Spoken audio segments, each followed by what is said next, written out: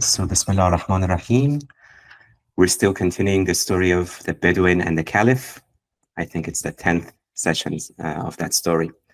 So, last session and the previous passage, Mawlana talked about that dynamic between the beggar and the bountiful giver, the Karim and the Geda. And he says, "Chonanke Geda عاشق کرم است و عاشق کریم," just like the beggar has that inclination, that love to go towards the giver, go towards one who is generous and bountiful. One who is bountiful is also looking for beggars, because if you're bountiful, you want to give, and you're looking for people to give to. So Karam Karim ham عاشق گدا است. The bounty of the bountiful giver is also in love with the beggar. And then Mawlana says, اگر گدا را صبر بیش بود کریم بر در او آید. If the beggar has patience, then the giver will come to him. So if someone's poor, the virtue for that person is to be patient and wait for a bountiful giver to come to him. و اگر کریم را صبر بیش بود گدا بر در او آید. But if the bountiful giver is patient, has sabr, then the beggar will come to him. But then Mawlana says, sabr geda kamal gedast. If the beggar has patience and doesn't go and ask people, that's a virtue for the beggar. That's perfection for the beggar. But for the Karim, the bountiful, one who is bountiful, they have to give. It's not a virtue to not give, to withhold. And so Mawlana told us, پس از این فرمود حق در وضحها بانک کم زن ای محمد بر گدا. He reminded us of the passage in Surah Wadduha where Allah Ta'ala says, Ya Muhammad, don't rebuke the beggar, don't shout at the beggar. وَأَمَّا السَّائِلَ فَلَا تَنْهَرْ. So, because the beggar is the mirror of the bounty of Allah. آن یکی جودش گدا آرد پدید. His bounty is what makes the beggar manifest, and then because of his bounty, he gives to the beggars. So you either need to be a beggar to Allah, you either need to realize that faqr of Allah in you, and actually this is not either or, this is both and. So you need to realize that faqr in you, and also you need to give. As the Khalifa of Allah, you need to give to others. پس گدایان آیت جود حقند, the beggars are the mirrors of Allah Ta'ala's bounty. One که با حقند, and those who are with Allah, those who are with God, they're their bounty itself, they're the absolute bounty. And then he says, those who are not either of these, those who are not bountiful and they're not beggars to Allah, they haven't realized that faqr within themselves, they're just like an image on a curtain. Naqsh parde. They're just like a picture on a curtain. So they're not real dervishes, they're not real Sufis. And now in this next passage, which we're going to read today, is فقر میان آنکه درویش است به خدا. There are those who are poor to Allah, for Allah. فقیر إلی الله. They realize their dependence on Allah. And then there are those who are poor of God. درویش است از خدا و تشنه غیر است. So they're the ones who are poor of God, and their thirst is for something other than Allah. So this is the differentiation between the true Sufis and those who pretend to be Sufis, but they don't have the reality of tasawwuf in them. So yeah, Kenza, if you don't mind, can you read this passage? With pleasure. Bismillah. Here's the picture of a dervish. He is not worthy of bread. Do not throw bread to the picture of a dog. He wants a morsel of food. He does not want God. Do not set dishes before a lifeless picture. The dervish that wants bread is a land fish, the form of a fish, but fleeing from the sea. He is a domestic fowl, not the simur of the air. He swallows sweet morsels. He does not eat from God. He loves God for the sake of gain. His soul is not in love with excellence and beauty. If he conceives that he is in love with the essence, conception of the names and attributes is not the essence. Conception is begotten of qualities and definition. God is not begotten. He is lam yulad.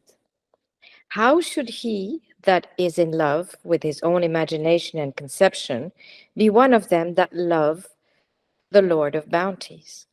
If the lover of that illusion be sincere, that metaphor will lead him to the reality. The exposition of this saying demands a commentary, but I'm afraid of senile minds. Senile and short-sighted minds bring 100 evil fancies into their thoughts. Not everyone is able to hear rightly. The fig is not a morsel for every little bird, especially a bird that is dead, putrid, a blind, eyeless, filled with vain fancy. To the picture of a fish, what is the difference between sea and land? To the color of a Hindu, what is the difference between soap and black vitriol? If you depict the portrait of the paper as sorrowful, it has no lesson of sorrow or joy. Its appearance is sorrowful, but it is free from that. Its appearance is smiling, but it has no impression of that. And this sorrow and joy, which are delineated in the heart, are not but a picture in comparison with that joy and sorrow. The picture's smiling appearance is for your sake, in order that by means of that picture, the reality may be established. The pictures which are in these hot baths from outside the undressing room are like clothes. So long as you are outside, you see only the clothes. Put off your clothes and enter, O kindred spirit, because with your clothes there is no way inside. The body is ignorant of the soul, the clothes of the body. So let's have a look at what Mawlana is saying here. So, نقش درویش است او، نی اهل نان. This person, so he's describing the false Sufi, the false dervish. And dervish in Persian literally means poor. So it's the opposite of tavangar, which is wealthy or rich. So dervish is poor. And in Arabic, you also call faqir. So he's a picture of the dervish. He doesn't have the reality of faqr in him, the reality of dependence on Allah. He is not worthy of bread. And here, by bread, Mawlana means the wisdom. He's not worthy of that. Don't share the spiritual food, the spiritual bread with these people who are just forms. They're just like a picture of a dog. Picture of a dog doesn't deserve anything. A real dog, yes, throw bread, actually in the Persian it's bone, ustukhan. Bread or bone, whatever. Don't throw them at a real dog, not at a picture of a dog. Why? Because faqr al-luqma daradu. They're poor, but for food. They're looking for food, physical food. They don't have the faqr haq. They don't want God. They don't want Allah. They don't have the thirst for Allah, the longing for Allah. So don't set these dishes of wisdom before these people who are lifeless pictures. These dervishes of naan, these dervishes of bread, they're like land fish. So land fish or sand fish, I looked it up. It's actually a beautiful creature. It lives in deserts. So it's like a lizard. It's a type of lizard. It looks like a fish. If you look at it outwardly, it looks like a fish somehow, but it doesn't have the reality of fish in it. It can't survive in water. If you throw it in the water, it can't survive. So these dervishes are just like sandfish. They have the name of the fish. They have the maybe appearance of a fish, but where is that joy that the fish has in water? If you're a real dervish, when you're in that sea of spirituality, you feel the joy. You feel the happiness, just like the fish roam, happily swim back and fro in the ocean. Where is that? If you don't have that, you're not a fish. They're just like chickens, chickens, geese and chickens and hens. They're not flying in the sky. They're not like the simorgh that goes up to the heavens. What they eat is leftovers of food. They don't drink from God. They don't drink of God. They don't drink of God. So then, this reminds me of the hadith where Rasulullah sallallahu alaihi wasallam, he used to fast day after day, so without iftar. And the companions would say to the Prophet, you have forbidden us from doing this. from doing this, joining fasts one after the other. Why is it that you yourself are doing this? And then he says, Lastu ka'ahadikum, I'm not like you, because I stay with my Lord at night. Abitu 'inda Rabbi. And he is the one who gives me food and he gives me drink. So that's the food here Mawlana is talking about here. These sea morks, birds of the sky, they have another food from Allah, with Allah. They dine with Allah. But the false Sufi, these false Sufis, even if they seek God, even if they pray to God, it's because of gain. They ask Allah for things in this world, which is, I mean, it's better than not asking Allah. But what is better than that is asking Allah for His own, for the blessings of the next world, and for asking Allah His own beauty and His own excellence. Nis janash aashiq husn o jamal. They're not lovers of the beauty of Allah. As the Sufis say, the dunya is haram on ahl al-akhirah, and the akhirah is haram on ahl al-dunya. And both dunya and akhirah are haram on ahl Allah. They're the ones who only seek Allah. Only Allah can satiate their yearning and longing.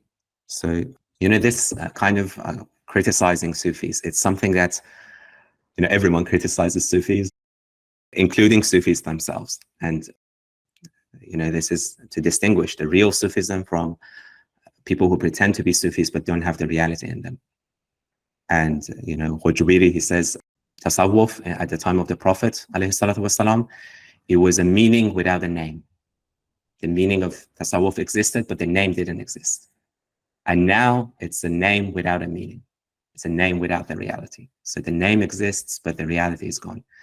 And he's exaggerating, but he's telling us what matters is the meaning, not the name. And actually, this type of thing happened in Iran and other places. So in Iran, in the Safavid period, the Safavi Sufi order, it started as a spiritual order. But then, the Safavids came to power. People would join the Safavid order for gain, for literally, as Mawlana says, for material gain, because they wanted land grants, because they wanted jobs in the government. And, the Safavid Sultan was also the Murshid al-Kamil, they would call him. So that's how things become corrupt. And, that faqr is no longer there. The faqr of Allah is no longer there. And that's how things changed. Yes, Cancel. Yeah, I just want to add just a small thing. I'm a bit shocked. In Morocco, you have this Sufi tourism, which is absolutely, I find it personally outrageous. So you have groups of people, some are Muslim, some are not Muslim. Many are from the United States and Europe, and they come and they go to Fez, and they go to visit Moulay Idris in Zarhon, the one who brought Islam to Morocco, who's really revered in Morocco. They visit these 7 tombs in Marrakesh, and it's a circus. It's a complete, and they make so much money because they organize all the trip for them, luxury hotels. They get some guy who's going to come and recite the nasheed. Just it's very folkloric, and good for them. But in a way, it's reminds me like the whirling dervishes in Turkey, which is totally folkloric, which is not sama as the way it's supposed to be. And in Morocco now, it's a whole industry, and it's unbelievable how much money they make out of this. And I find it sad in many ways, So just wanted to share that. So totally. It's just like these Sufis, because it's nothing. It's just eating good Moroccan food and and buying stuff in the old city, basically. So that's what Mawlana is warning us against. Intentions have to be pure. Okay, so Mawlana says, گر توهم می کند او عشق ذات، ذات نبود وهم اسما و صفات. These false dervishes, they have this tawahum, this imagination, false imagination of ishq zat, that they're in love with the essence of Allah. But that's just a false conception. Zat nabghat wahm asma wa sifat. Your conception of Allah Ta'ala's names and attributes, that's not the essence. The essence is beyond that. Wahm makhluq ast wa mawlud amade ast. The conception is makhluq, is created. And it's born. It's born in your mind, in your imagination. But Allah Ta'ala is lam yalid wa lam yulad. This is what Sana'i Ghaznavi says. هرچه در خاطرت آید که منانم نه منانم. Anything that enters your imagination, that so it's in a sense it's Allah Ta'ala speaking to Sana'i. Whatever Sana'i, whatever comes into your imagination that I am that, I'm not that. I'm more than that. هرچه در خاطرت آید که منانم نه منانم. هرچه در وهم تو گنجد که چنینم نه چنانم. Anything again that fits in your imagination that I am this, I am that, I'm more than that. I'm not that. So this is warning us against thinking that we can know Allah, know the essence of Allah. Even the Prophet ﷺ, he says, "Ma arafnaka haqqan." We couldn't know you as you deserve to be known. That's the Prophet saying.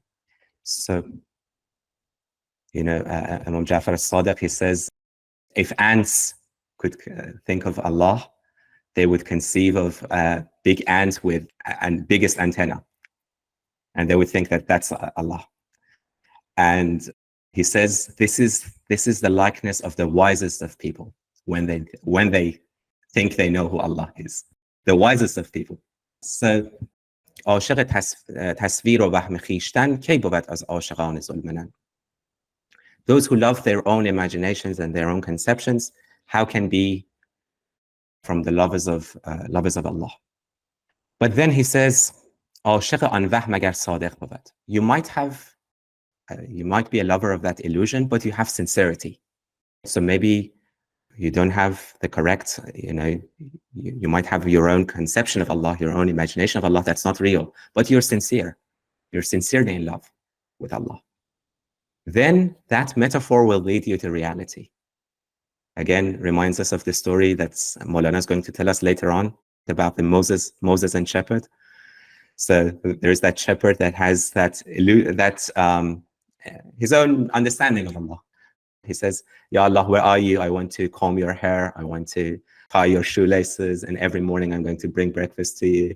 And then Musa goes to him and says, what nonsense are you talking about? These things are creaturely attributes. Allah Ta'ala doesn't eat breakfast. Allah Ta'ala doesn't have hair. You don't. But that shepherd was sincere. That shepherd had that sincere love in him. And that's why in a sense, that metaphorical love that led him towards real love. And, as we were discussing this another time, Moses, Sayyidina Musa corrected that shepherd, and that shepherd corrected Sayyidina Musa. So they both acted as correctives for each other.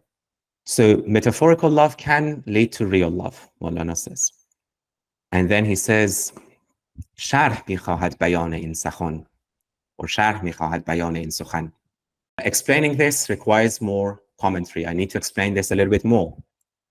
But I'm afraid of afham kohan, people who have decayed understandings, people who have old ways of thinking. They may not understand me. Not only that, they may misunderstand me. And we should remember Masnavi is Mawlana's public discourse. So, there would be sessions, people would come and gather. Mawlana would spontaneously say these poems. There would be, people from different walks of life. So this is Mawlana's message for the public. So that's why sometimes he says, okay, this is not for everyone. Be careful. If it's not for you, don't forget about this. If you think you might misunderstand or you think you might fall into error. بر سماع راست هر کس چیر نیست. Not everyone can hear or can listen rightly. So this sama can mean listening, or it can mean the spiritual music. It can mean both. Not everyone is capable. لقمه هر مرغکی انجیر نیست. The little birds, مرغک, the small birds, They can't eat figs. It's just too big for them. They can peck at figs maybe, but they can't swallow the whole thing. It's not made for them. It's not their rizq. And especially if it's a dead bird, forget about it altogether. If it's a bird that has a lot of khiyal and fancy, they might think that when I say metaphorical love, they might fall into error. They might use that to justify their own fancies. So not everyone is able to understand this. And then again, he goes back to the naqsh and reality. So if it's a picture of a fish, there is no difference. Sea and land are one. It's just like the Indian dye. It doesn't go away, whether you wash it with soap or I couldn't figure out what the vitriol is, but it doesn't go away. So these people are like naqsh. They're like portraits on curtain. They don't have the reality in them. Yes, Alijan. You mentioned the story about Prophet Musa, and it reminded me of the story about a scholar and a normal individual who have both died, and they're going to be questioned by the two angels. I think I have told the story before, so it might be repetitive. But the story goes as that the first guy, he's just an ordinary person, is not a scholar or anything. He dies, and the two angels come, and the angels start asking questions. What is your deen? And this individual, he doesn't know much about Islam. He knows how to pray 5 times a day and fast, and he goes to Muharram and does Azadari and so on. So he says, I don't know. I know Imam Hussein, and I know Imam Ali, and I know Prophet Muhammad. So then the angel again asks, well, tell me about Islam. And he repeats the same thing, pretty much. Islam is for me Muharram, and so on. So the angel, after these questions, says, all right, you're free to go, and that's fine. So the scholar witnesses this, and he thinks to himself, well, that was a pretty good answer. I should just give the same answers, and I'm good to go. He thinks. So these angels start asking him questions. They say, okay, what is your deen? And he says, Imam Hussein. So the angels start beating him. And he asks, why are you beating me? The other guy, he gave the same answers, and he went by just fine. And the angels say, yes, because the other guy did not had the privilege to study for years about the deen. And you have studied so many years, and you give us these answers. That's not acceptable. Yeah. So that shows, as the Qur'an says, that we test people within their capacity. Totally. Nobody's burdened beyond their capacity. Beyond their capacity, totally. Yeah, absolutely.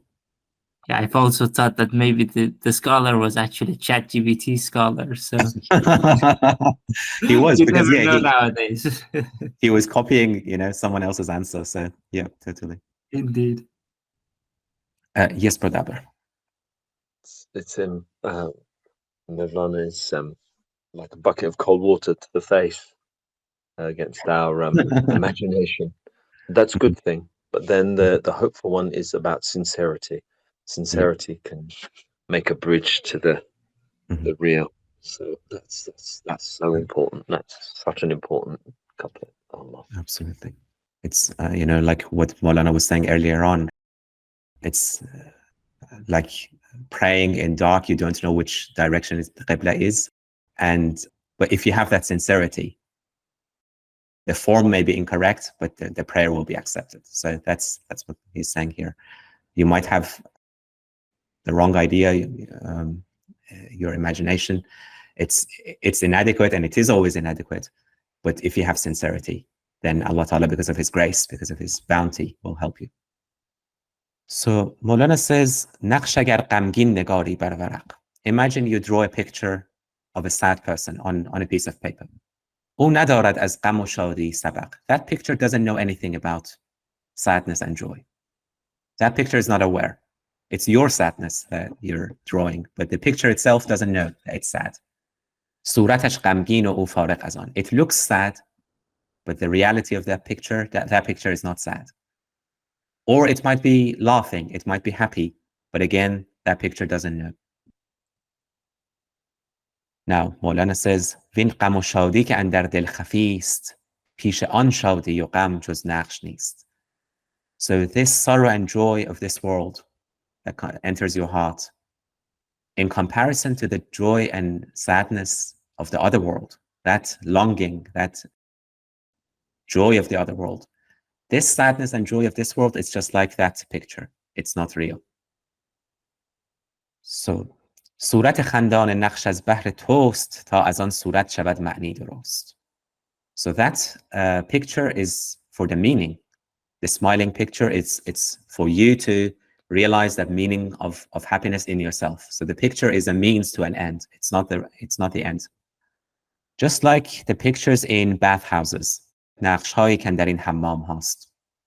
So in bathhouses, they used to have pictures on the wall. And there's so many references to these pictures in literature, people talking about these pictures. So it could be pictures of nature, trees, it could be people, musicians, all sorts of pictures. Mawlana has a lot of references to these pictures on the walls of bathhouses. Now, نقش‌هایی که در این حمام هاست از برون جام کن چون جام هاست. But if you're outside, they just look they just look like clothes. They're not the real thing. So long as you're outside, you only see the clothes. So long as you're outside, you only see the outer form. You only see the appearances. You don't see the reality of things. Now, if you want to dive into the sea, into the reality, you need to put off your clothes. You can't enter with your clothes on. You need to enter without your clothes. You need to get rid of these attachments. You need to get rid of these false identifications with the body. Get rid of that. That jame is your outward existence. Jame birun kon dara, and come in without your clothes. Ay ham nafas, or you who are my ham nafas. Ham nafas is the person who has the same breath as me, literally. Kindred spirit. Yeah, that's close. So, zanke ba jame darun surah nist, because you can't enter with the clothes on. Tanze jan, jame ze tan agah nist. Just the body is not ignorant of the soul. Body and the soul, the body doesn't realize how great the soul is. And same with the clothes and the body. So jame ze tan agah nist. The clothes don't know the body. Yes, Kansa. Yeah, it's a bit like Moses having to take off his sandals. So we can either look at it kind of the superficial way of taking, the body, the clothes, the spirit, or in a more deeper way is that if you're a real Sufi, when you enter the path, you enter the holy path, because Moses had to take off his sandals because he was stepping on holy grounds. Yep. So just yeah, absolutely. Yeah, in that story of Moses, there is a lot of letting go. Take off your sandals and then your rod, your staff, let it go. I'm not sure. Do we have time for another passage? Okay, I guess we could read at least part of it and see how it goes. Yeah, Brother Abdurrahman, if you don't mind. When the Bedouin arrived from the remote desert to the gate of the Caliph's palace, the court officers went to meet the Bedouin. They sprinkled much rose water of graciousness on his bosom. Without speech, they perceived what he wanted. It was their practice to give before being asked. Then they said to him, "O chief of the Arabs, where do you come from? How are you after the journey and fatigue?" He said, "I am a chief if you give me any countenance. I am without means when you put me behind your backs. O you in whose faces are the marks of eminence, O you whose splendor is more pleasing than the gold of Ja'far, O you one sight of whom is sights, O you at the sight of whom pieces of gold are scattered, O you all of whom have become seeing by the light of God, who have come from God for the sake of munificence, that you may cast the elixir of your looks upon the copper of human individuals. I am a stranger. I have come from the desert. I have come in hope of the grace of the Sultan. The scent of his grace covered the deserts. Even the grains of sand were ensouled.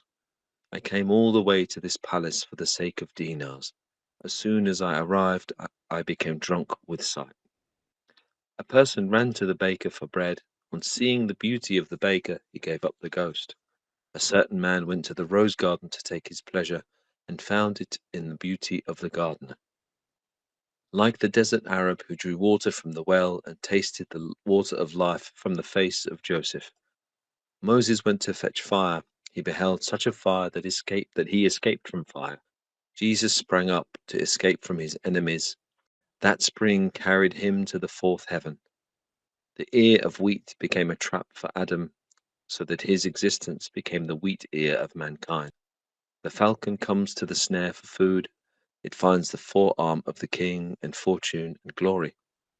The child went to school to acquire knowledge, in hope of its father's pretty bird. Then by school that child rose to the top, paid monthly fees, and became perfect. Abbas had come to war for vengeance sake, for the purpose of subduing Ahmad and opposing the religion. He and his descendants in the caliphate became a back and a front to the religion until the resurrection. I came to this court in quest of wealth. As soon as I entered the portico, I became chief. I brought water as a gift for the sake of bread. Hope of bread led me to the highest place in paradise. Bread drove an Adam forth from paradise. Bread caused me to mix with those who belong to paradise. I have been freed like the angels from water and bread. Without object of desire, I move round this court like the sphere of heaven. Nothing in the world is without object in its movement except the bodies and the souls of lovers. Alhamdulillah. Okay, so Mawlana goes back to the story of the Bedouin and the Caliph. So far we've read that during this time of this bountiful Caliph, there lived a couple who lived in poverty, and after long arguments, the wife persuades her husband to take a jug of water, rainwater, to the Caliph. And that's what happened in the previous session. So the man is carrying the jug of rainwater to the Khalifa, and the woman, the wife, is praying throughout the whole time.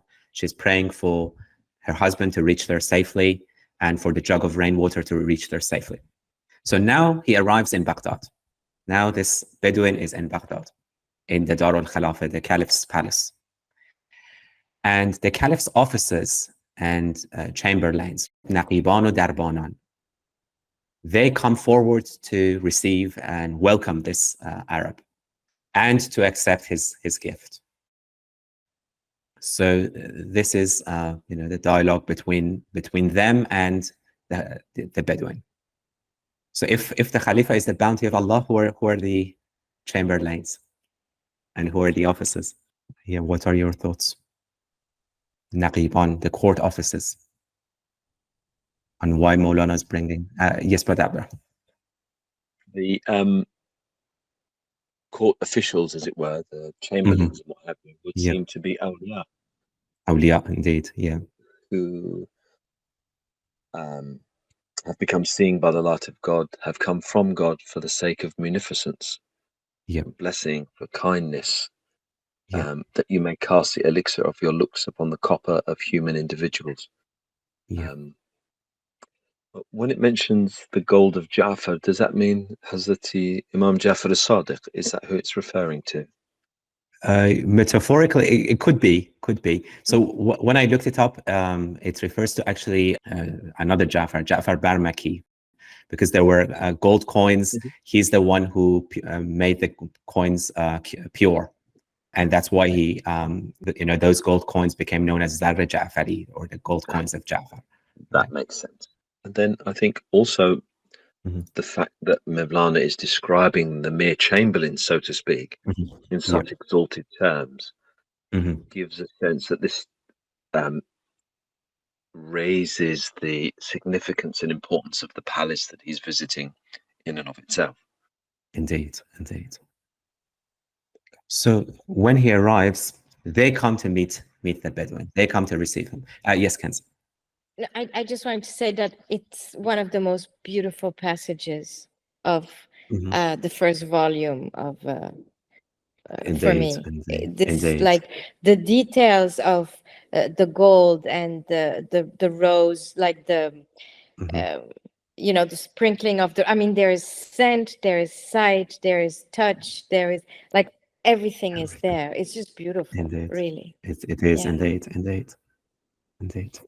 Yeah, it starts with the rose water of graciousness, and then without him saying anything, they know what he's looking for. So that perception, that insight. They're people of insight. Where have you come from? How are you after the journey and the fatigue? They know the journey. They're the ones who have traveled this path. They know the path. So they say, how are you?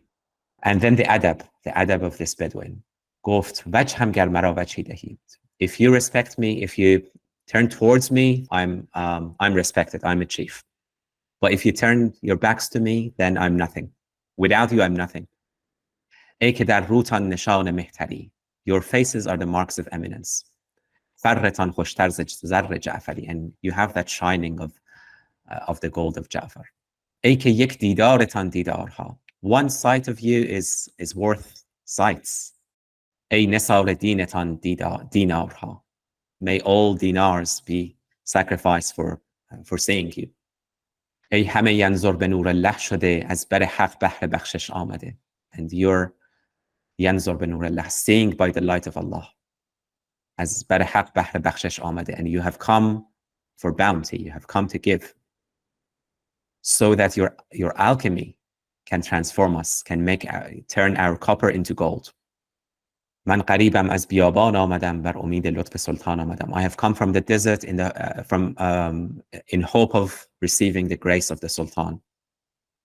And then which Sultan? The Sultan that every sand, every grain of sand in the desert is speaking of him. Every grain of sand has life, has given every grain of sand life. Everything's speaking of him. What Sultan? And then this passage is amazing. So so far I came for dinar. I came to receive gold coins. But now I'm drunk with didar. I want sight. I want to see the Sultan. Dinar is not my aim anymore. Just like that person who went to the baker to buy bread. Someone wanted to go to the baker, pay some money, get some bread, come back home. But then he goes and sees the baker and falls in love with the baker. That's Mawlana says in his ghazals, I have made bread my pretext. These worldly things I ask from Allah, that's pretext. I am in love with the baker. So when he sees the baker, he's ready to sacrifice his soul for the baker. Another person, he goes to the rose garden to pick some flowers, pick some roses. But then he sees the gardener. He forgets about the roses. He forgets about those flowers. What is more beautiful is the gardener. Why do I need flowers for? So, همچو اعرابی که آب از چه کشید آب حیوان از رخ یوسف چشید. That Arab man in the desert, he was looking for water, nothing, just water, normal water. And then he lowers that bucket, and what comes is Sayyidina Yusuf. And that beauty of Yusuf, he forgets about the water. This is similar to the ghazal we read right last time. So رفت موسی کآتش آرد او به دست. Moses went to fetch fire. And then he saw آتشی دید او که از آتش برست. He saw a fire that the fire of Allah, the fire of the love of Allah. And then he forgot about the fire that he was looking for initially. He was looking for physical fire to keep warm. But then he saw that fire, he forgot about his initial aim altogether. جست عیسی تا رهد از دشمنان بردشان جستن به چهارم آسمان. And Jesus was fleeing from the enemies, and he entered the house, and then from there he was taken to the heavens. دام آدم خوشه گندم شده تا وجودش خوشه مردم شده. So is referring to the story of the fall of Sayyidina Adam from paradise. The wheat, in some traditions, it's wheat. And he says that became a trap, but it was a fortunate fall. It was fortunate because out of the progeny of Sayyidina Adam, we had so many hearts that were in love with Allah. So many saints, so many awliya and anbiya, they all came. And if it wasn't for that fall, none of this would have been possible. If it wasn't for that sin. So that dam, that trap, was for the greater good. باز آید سوی دام از بحر خر. So the falcon, he comes to the snare for food. But then once he's caught in that trap, he's elevated because he finds the forearm of the king. He finds the glory and fortune of being close to the king, being close to the sultan. طفل شد مکتب پی کسب هنر بر امید مرغ با لطف پدر. The child, his father says to him, look, if you study, I will buy a bird for you. I will buy a chicken for you. When I was a child, they used to sell little chickens and kids used to love them. So I guess that's what he's referring to. So he's saying that child, his initial motivation for going to school was chicken, birds, little birds that his father would buy for him. But then when he went to school, he learned all those skills. He became perfect. That the bird was a trap, but then he found something much more precious than what he was initially looking for. آمده عباس حرب از بحر کین بحر قمع احمد و استیز دین. So Abbas, he's the uncle of the Prophet. He came to the battlefield to fight with the Prophet in Badr. He fought against the Prophet because he was an idolater at that time. But little did Abbas know that his descendants would be caliphs for 500 years. 500 years, the Abbasid Caliphate, and branch of it continued in Egypt for 3 more centuries, so around 800 years. Little did he know, when he was fighting the Prophet, little did he know that his descendants will be caliphs. من بر این در طالب چیز آمدم صدر گشتم چون به دهلیز آمدم. I came to this court in search of wealth, in search of gain, but now I've become a chief. Now I'm just looking for didar. آب آوردم به تحفه بهر نان. I brought water as a gift for the sake of bread, for the sake of food, something material to receive from the Prophet, from the Caliph. بوی نانم برد تا صدر جنان. And that hope of bread led me to paradise. نان برون راند آدمی را از بهشت. It was wheat, it was bread that drove Adam out of paradise. But for me, it brought me closer to paradise. Because I came here for bread and now I found the Sultan. I found the love of Sultan in me. I found the love of the Caliph in me. رستم از آب و زنان همچون ملک. Now I have no need for water and bread. I'm just like the angels. بی غرض گردم بر این در چون فلک. And I'm just like the heavens who turn without any ulterior motive, without any غرض. And it's only the lover who doesn't have غرض. Everyone else has motives, ulterior motives. They want something from you. But the lover gives without غرض, without any motive. بی غرض نبود به گردش در جهان. Nothing turns in this world without غرض, without object, without motive, except for the bodies and souls of lovers. غیر جسم و غیر جان عاشق. No, I'm just okay. In Farsi, you say gharad. Oh, how do you pronounce it? غرض. No, for motivation, you put it gharad. Gharaz, yeah, gharaz. Yes. Mm-hmm. Okay, but in Arabic it's funny because now it means like I don't care. Gharad is to care about something. Mm-hmm, mm-hmm. But interesting. So when you say I don't care, ma andi gharad. Like I couldn't care less. I don't care. Okay. Yeah. Okay. Yeah. When you put it in the negative, it's like ma andi gharad. I don't care. But gharad is actually something very heavy also. Yeah. Originally. So it's interesting how the word has changed. Something very Yeah. heavy that you have to carry, that you have, which goes Mhm. along with this kind of motivation, no? Yes, yeah. Yeah. In Persian, it's used as motivation, some motive. Motivation. Yeah. Okay. Yeah. Oh, yes, but Abba. Sorry. Well, I think Mawlana is setting out the path for us Mhm. here. How many of us? Well, in the previous passage, Mawlana reminded us that our vision is faulty. We think Mhm. we have all sorts of imaginary things. We think that we're in love with the essence. We think we have knowledge of things that we have no real conception of. Mhm. But that if you're sincere, that will be Mhm. the bridge to something real. So in this section, Mawlana seems to be repeating that how many of our intentions are really sincere and really pure. Mhm. How many of us come along for the sake of bread, or for the Yeah. for the Mhm. sake of gold, Yeah. but because of the mercy and the Mhm. overflowing love of Yeah. Allah, Indeed. he takes Indeed. that small intention and gives Mhm. and gives and gives.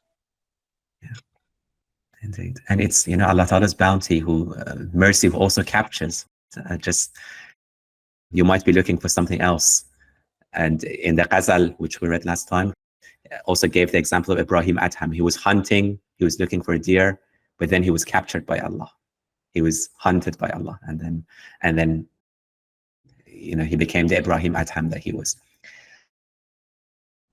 And he gave several examples of when Allah Ta'ala wants to capture a soul, they might be looking for something else, but it's His mercy, it's His bounty that, He will lead them to And truth. also, like the famous beautiful poem of Rabia Basri, Mhm. I love you with two loves, the love of the love of you and the love of the things that you do. Yeah. Yes, Ali Jan. Yes, you mentioned Sina Jan, Allah captures us, and I was also reminded of Sayyidina Hamza, right? He was also a Mhm. great hunter, and Mhm. and it's said that he used to hunt lions and go to Yeah. go in the desert for Mhm. these hunting trips. Yeah. But he was one of the people who first protected the Prophet when he was Indeed. hunted by Allah. Indeed. Indeed. So the people who had that sincerity in them, they might be looking, again, this could be an explanation on what Mawlana was saying earlier on. The metaphorical love can lead to real love if you're sincere. So the people who have that sincerity in them, they might be looking for bread. They might be looking to hunt a deer. They might be looking for all these different examples that Mawlana gives. But Allah Ta'ala, because of His mercy, because of His love, because of His care, He will capture them if they have that sincerity.